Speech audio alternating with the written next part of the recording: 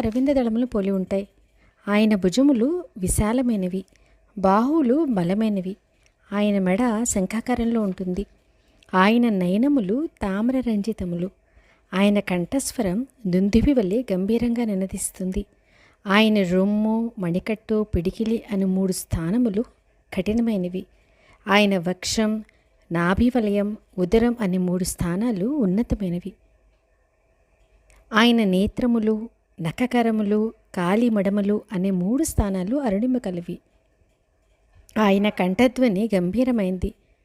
ఆయన నాభి లోతైనది. ఆయన శీఘ్రగామి.